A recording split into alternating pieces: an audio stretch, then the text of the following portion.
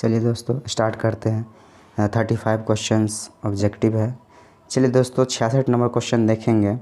अनुलोम विवाह का क्या अर्थ है? उच्च वर्ण पुरुष का निम्न वर्ण स्त्री के साथ विवाह, निम्न वर्ण पुरुष का उच्च वर्ण नारी के साथ विवाह, या उच्च वर्ण पुरुष का उच्च स्त्री के साथ। दोस्तों इसका सही आंसर क्या होगा देखते हैं। इसका सही आंसर हो जाएगा ऑप्शन नंबर ए, उच्च वर्ण पुरुष का निम्न वर्ण के नारी के साथ। चलिए अगला क्वेश्चन देखते हैं। प्रतिलोम विवाह कब माना जाता है? चलिए दोस्तों जल्दी से कमेंट बॉक्स में कमेंट करें कि इसका आंसर क्या होगा 67 नंबर का। दोस्तों अगर आप पिछला वीडियो नहीं देखे हैं मेरा, तो जाके जो है इस वीडियो के डिस्क्रिप्शन में आपको मिल जाएगा, वहाँ से आप जो है देख सकते हो उस वीडियो को।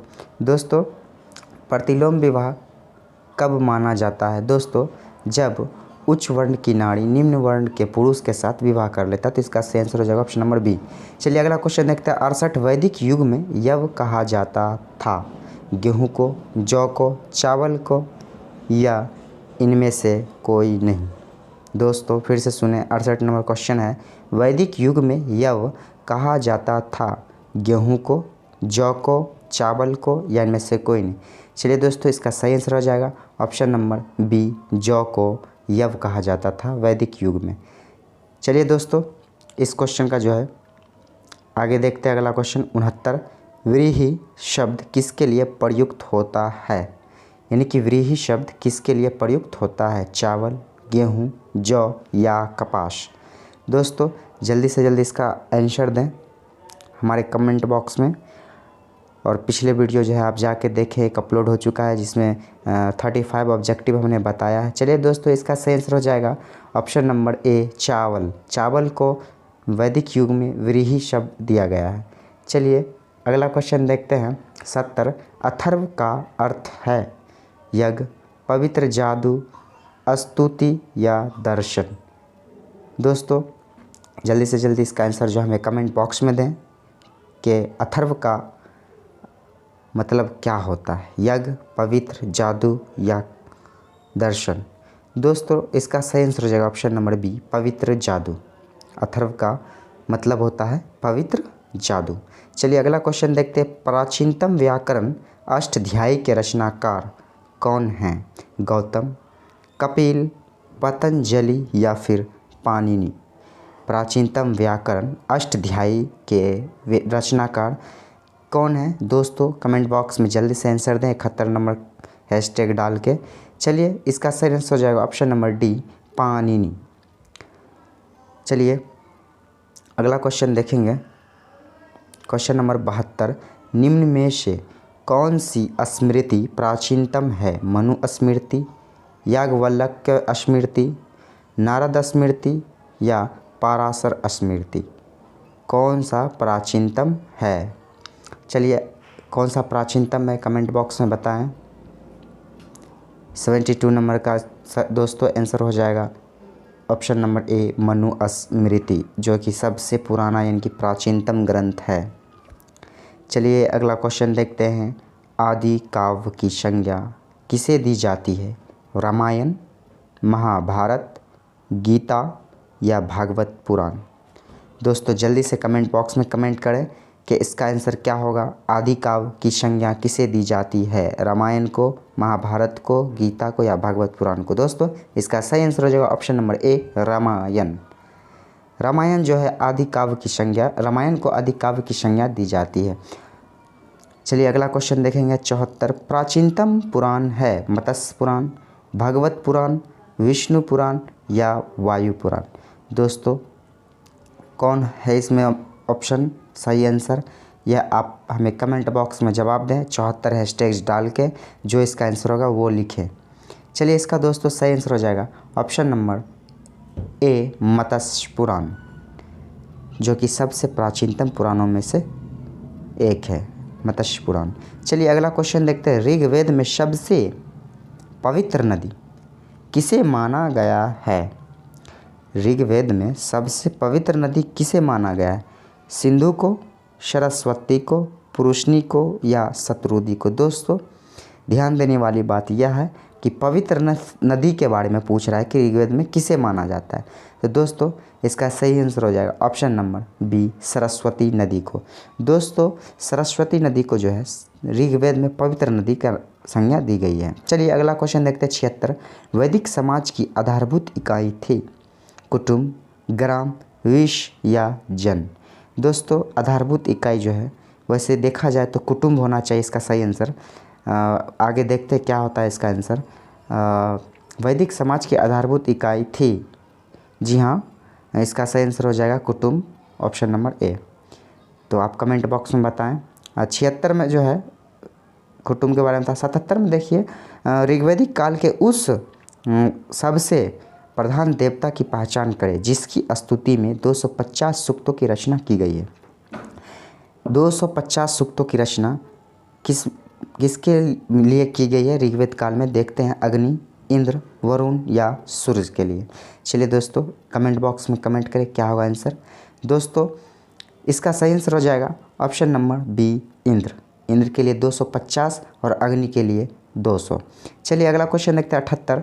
किस वेद में सभा को नरिष्ट अर्थात सामूहिक वाद विवाद या अलुंघनीय कहा गया है? ऋग्वेद, यजुर्वेद में, सामवेद में या अथर्ववेद में? तो चलिए इसका क्या होगा सही आंसर, कमेंट बॉक्स में कमेंट करें।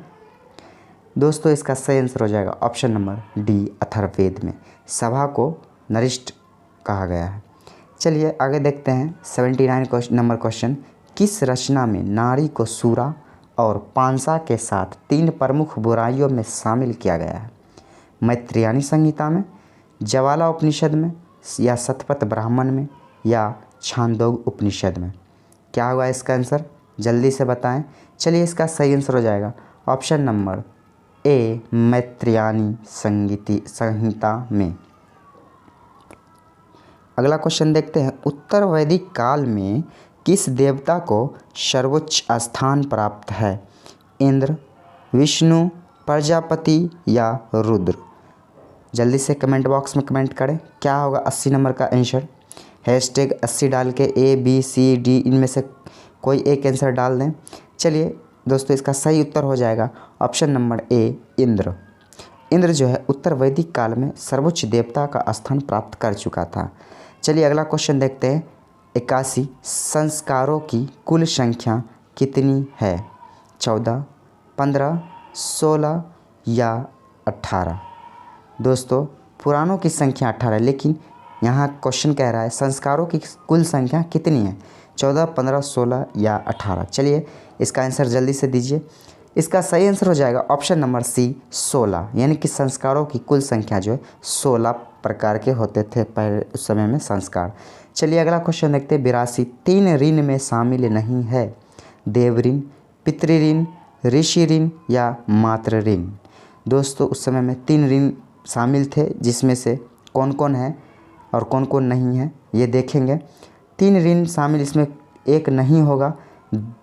कौन सा नहीं होगा जल्दी से ऑप्शन में दे कमेंट। चलिए इसका सही आंसर हो जाएगा ऑप्शन नंबर डी, मातृ ऋण। यानी कि देव ऋण भी दिया जाता था देवताओं को, पितृ ऋण अपने संपत्ति को पुत्र के संपत्ति के लिए दिया जाता था। चलिए अगला क्वेश्चन है 83 ऋग्वैदिक काल से संबंधित मृदभांड संस्कृति है? गेरुवर्णी मृदभांड संस्कृति यानी कि OCP, चित्रित धूसर मृदभांड संस्कृति या A, B दोनों या इनमें से कोई नहीं? दोस्तों इसका क्या होगा आंसर, कमेंट बॉक्स में कमेंट करें। चलिए इसका सही आंसर हो जाएगा ऑप्शन नंबर ए, गेरुवर्णी मृदभांड यानी कि OCP संस्कृति।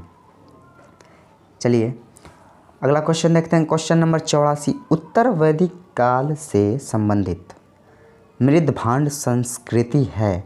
गेरुवर्णी मृदभांड संस्कृति, चित्रित धूसर मृदभांड संस्कृति या A, B दोनों या इनमें से कोई नहीं? क्या होगा आंसर, जल्दी से जल्दी बताएं।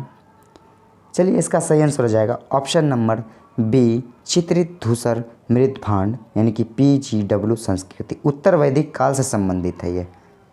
चलिए अगला क्वेश्चन देखते हैं। हरियाणा प्रांत में चित्रित धूसर मृदभांड यानी कि PGW स्थल किस स्थान पर हाल में किए गए उत्खननों से प्रकाश में आया है? दोस्तों ये पूछा गया क्वेश्चन है। आलमगीरपुर, भगवानपुर या हस्तिनापुर या कुरुक्षेत्र। दोस्तों इसका सही आंसर हो जाएगा option number B, Bhagwanpur.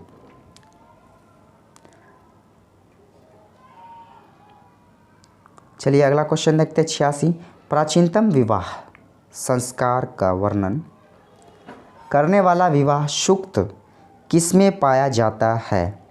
Rigveda, Yajurveda, Samaveda या गृहसूत्र। दोस्तों प्राचीनतम विवाह संस्क्रम का वर्णन करने वाला विवाह का सूक्त पाया जाता है। दोस्तों इसका सही आंसर हो जाएगा option number a, Rigveda. Rigveda में जो है विवाह संस्क्रम का प्रयोग किया गया, सूक्त का प्रयोग किया गया है। चलिए अगला क्वेश्चन देखते हैं। ऋग्वेद में अधन्य यानी कि वध योग नहीं, अधन्य का मतलब होता है, शब्द का प्रयोग किसके लिए किया गया था? ब्राह्मण के लिए, गाय के लिए, स्त्री के लिए या पुरोहित के लिए? दोस्तों बहुत ही आसान क्वेश्चन है। ये क्वेश्चन जो है पूछ चुका है बीपीएससी 66वीं में। चलिए इसका सही आंसर हो जाएगा ऑप्शन नंबर बी, गाय। गाय अधन्य माना जाता था यानी कि वध योग्य नहीं था। चलिए अगला क्वेश्चन देखते हैं। Question number 88। रीत का मतलब होता है प्राकृतिक संतुलन स्थापित करने के कारण किस वैदिक देवता को ऋतस्य गोप कहा गया है? इंद्र को, वरुण को, विष्णु को या फिर सूर्य देवता को? दोस्तों ऋत यानी कि प्राकृतिक संतुलन स्थापित करने के लिए, तो इसका सही आंसर हो जाएगा ऑप्शन नंबर बी, वरुण को। ऋतस्य गोप कहा गया है वरुण को। चलिए अगला क्वेश्चन देखते हैं 89। निम्न में से कौन मूलतः जल या समुद्र का देवता था? क्या होगा आंसर? जल्दी से कमेंट बॉक्स में कमेंट करें। इंद्र, नासत्य या आश्विन या वरुण या फिर मित्र, यानी कि जल यानी कि समुद्र का देवता। दोस्तों समुद्र का देवता वरुण को कहा जाता था, यानी कि इसका आंसर सही हो जाएगा ऑप्शन नंबर सी। चलिए अगला क्वेश्चन देखेंगे। Question number 90। 3 कर्मों यानी कि पगों में 3 लोग को माप लेने के कारण किसे उपक्रम कहा गया है? सूरज को या सावित्री को या फिर मित्र को या फिर विष्णु को? दोस्तों इसका सही आंसर हो जाएगा ऑप्शन नंबर डी, यानी कि विष्णु। विष्णु को 3 कर्मों में 3 लोग को माप लेने के कारण इसे उपक्रम का यानी कि 3 डेग में 3 जो है ये 3 ये पार कर चुके थे। चलिए अगला क्वेश्चन देखते हैं 91। मनुस्मृति मुख्यतः संबंधित है समाज व्यवस्था से, कानून व्यवस्था से, राज्य कार्य पद्धति से या अर्थशास्त्र से? समाज व्यवस्था से। चलिए क्या देखते हैं, इसका सही आंसर हो जाएगा समाज व्यवस्था से, यानी कि ऑप्शन नंबर डी, अर्थशास्त्र से, समाज व्यवस्था से। चलिए अगला क्वेश्चन देखते हैं। Question number 92। गायत्री मंत्र की रचना किसने की थी? वशिष्ठ ने, विश्वामित्र ने, इंद्र ने या परीक्षित ने? चलिए दोस्तों इसका क्या सही आंसर होगा, कमेंट बॉक्स में कमेंट करें फटाफट। गायत्री मंत्र की रचना किसने की थी? तो दोस्तों इसका सही आंसर हो जाएगा option number b, Vishwamitra. Vishwamitra ने जो है गायत्री मंत्र यानी कि ऋग्वेद में गायत्री मंत्र जो लिखा हुआ है वो विश्वामित्र के द्वारा लिखा गया था। चलिए अगला क्वेश्चन देखते हैं 93। अवेस्ता और ऋग्वेद में समानता है? बिल्कुल दोनों ग्रंथ हैं। अवेस्ता किस क्षेत्र से संबंधित है? भारत से, ईरान से, इजराइल से, मिस्र से? दोस्तों इसका सही आंसर हो जाएगा ऑप्शन नंबर बी, ईरान से। दोस्तों जैन अवेस्ता ईरान से संबंध, ईरान का जो है यानी कि पारसियों लोग का धार्मिक ग्रंथ यानी कि अवेस्ता है। चलिए अगला क्वेश्चन देखते हैं। ऋग्वेद में निम्न में से किस नदियों का उल्लेख अफगानिस्तान के आर्यों के संबंध का सूचक बताता है? आश्किनी, पुरुषनी या फिर कुभा कर्मू या फिर विपाश या शत्रुदी? दोस्तों इसका सही आंसर क्या होगा, कमेंट बॉक्स में जल्द से जल्द कमेंट करें। दोस्तों इसका सही आंसर हो जाएगा ऑप्शन नंबर सी, कुंभा या क्रमू, यानी अफगानिस्तान के साथ जुड़ा हुआ यह नदी। चलिए अगला क्वेश्चन देखते हैं 95। आर्यों के आर्कटिक होम सिद्धांत का पक्ष किसने लिया था? पार्जिटर ने, एसी दास ने या बाल गंगाधर तिलक ने या जैकोबी ने? दोस्तों आर्यों के आर्टिक्ट होम सिद्धांत का पक्ष बीजी तिलक यानी कि बाल गंगाधर तिलक ने लिया था। तो दोस्तों इसका सही आंसर हो जाएगा ऑप्शन नंबर सी। चलिए अगला क्वेश्चन देखेंगे, क्वेश्चन नंबर 96। ऋग्वेद में डैश सूक्त हैं? 1017, 1028 या 1020 या फिर 1128? दोस्तों क्या होगा इसका आंसर? बहुत ही आसान क्वेश्चन है, कमेंट बॉक्स में हमें जवाब दें इसका। दोस्तों इसका सही आंसर हो जाएगा ऑप्शन नंबर सी, 1028 सूक्त हैं ऋग्वेद में। चलिए अगला क्वेश्चन देखेंगे, क्वेश्चन नंबर 97। पूर्व वैदिक आर्यों का धर्म प्रमुखता था भक्ति, दूसरा है मूर्ति पूजा और यज्ञ, तीसरा प्राकृतिक पूजा और यज्ञ, और चौथा है प्राकृतिक पूजा और भक्ति। तो दोस्तों इसका क्या होगा आंसर? जल्दी से कमेंट करें।